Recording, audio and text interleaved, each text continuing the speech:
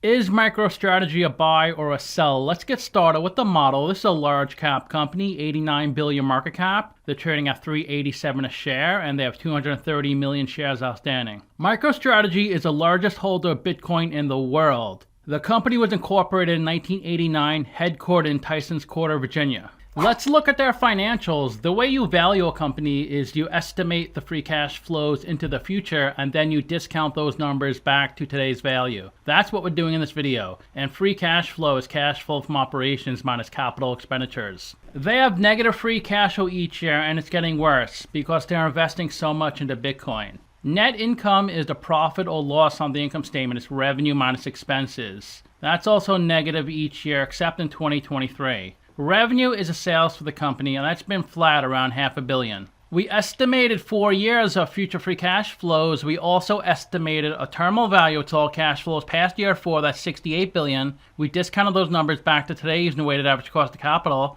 We get a value of the company of $49 billion. We divide that by 230 million shares. And we get a calculated stock price at $211. They're trading at $387, so they're trading at an 83% premium. It's a sell according to the model.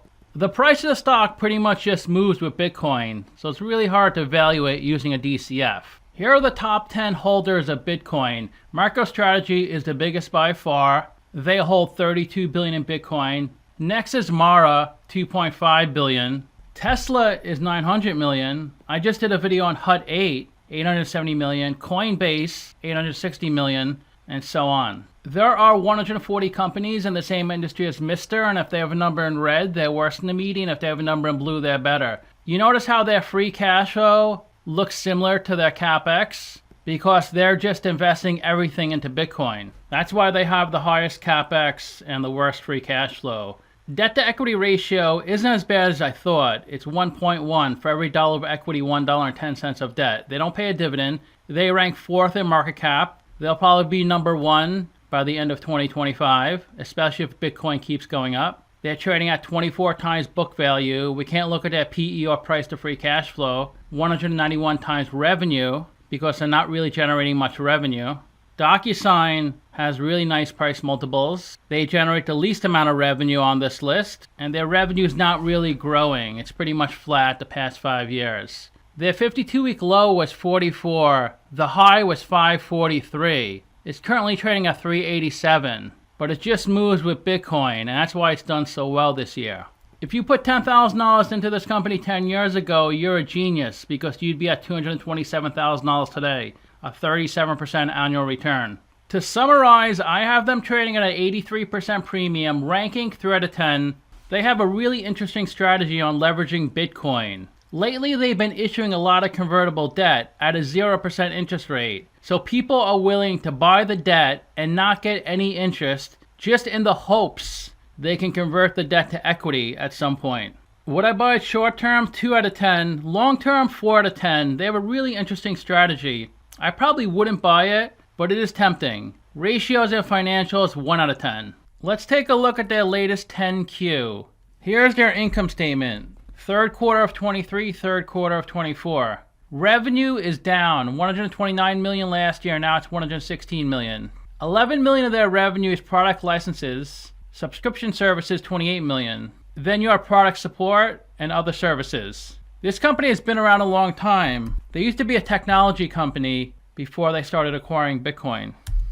Here's a different breakdown of the revenue. Of the 116 million, 64 million is in the US, 39 million EMEA, and other regions 13 million. Let's go back to the income statement. Below revenue is cost of revenue. That's 34 million. So gross profit 82 million. But they have 514 million of operating expenses. So operating loss of 433 million. Net loss of 340 million. Last year was a net loss of 143 million. They're increasing their shares outstanding. Last year 140 million. Now it's almost 200 million. The reason they had a loss was an impairment on digital assets. So they wrote down the value of some of their Bitcoin and passed through a loss onto their income statement. In the third quarter, they purchased about 26,000 Bitcoin, which cost them $1.6 billion, and they passed through a loss of 400 million. Here is a breakdown by quarter of the purchases. So at the end of 2022, they held 132,500 Bitcoin. In the fourth quarter of 2022, they added 7,500. The first quarter of 23, they added 12,000, then added 5,900, added 31,000, added 25,000, added 12,000. In the most recent quarter, they added 26,000 Bitcoin. That gives them a total of 252,000 Bitcoin. Here is the purchase price. They paid $30,000 per Bitcoin in 2022, then 29,000, 29,000, 29,000, 31,000, 35,000, 36,000. So they've done a great job at buying Bitcoin because now it's up to close to 100,000. Here's footnote G, the latest quarter.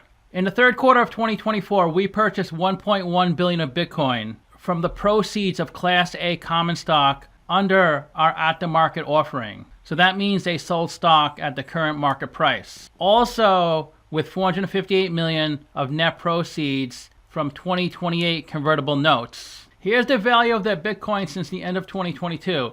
They had 132,500 Bitcoin. The market value was 2.2 billion. And then it went up to 4 billion, 4.6 billion. Then it came down because Bitcoin went from 30,000 to 27,000. So it went down to 4.3 billion.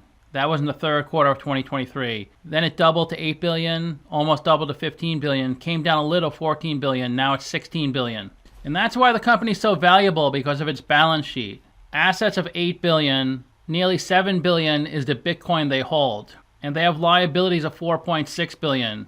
Most of that is long-term debt they use to buy Bitcoin. 3.8 billion of equity. So they raised 6 billion from selling their business. They bought back 780 million of stock, and they lost 1.5 billion from running their business. Let's look at the statement of cash flows. Operating cash flow starts with net loss of 500 million. Then we have to add back that impairment because that's a non-cash item of 780 million. So they actually only lost 36 million of cash from running their operational business. In their investing section, they bought 4 billion of Bitcoin. Last year, 700 million.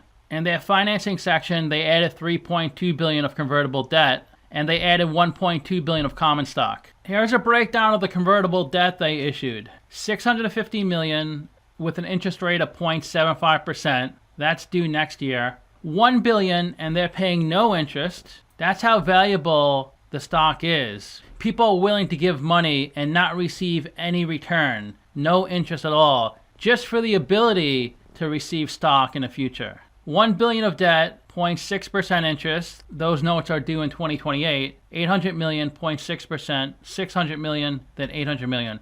Soon people are going to pay to receive these convertible notes. So instead of receiving 1% of interest, they're going to pay 1% of interest to the company just to have convertible debt. The 2025 convertible notes were issued in 2020. A few months ago, they issued 2032 convertible notes, and they issued $800 million. The interest is 2.25%. In 2020, the people that got the 2025 convertible notes were able to buy the stock at $40 a share, even while the stock was trading at $500.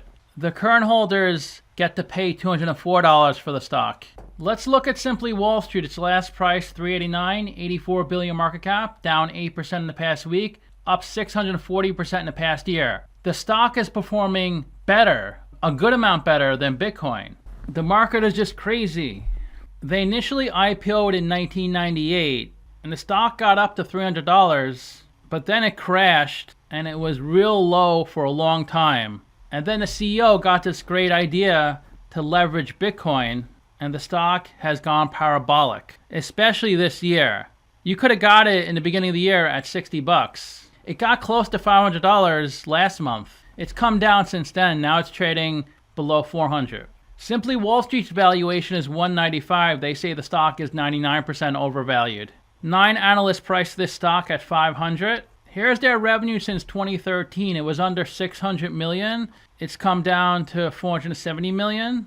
But fundamentals don't matter with this company. It's not about revenue and profits. It's strictly the price of Bitcoin.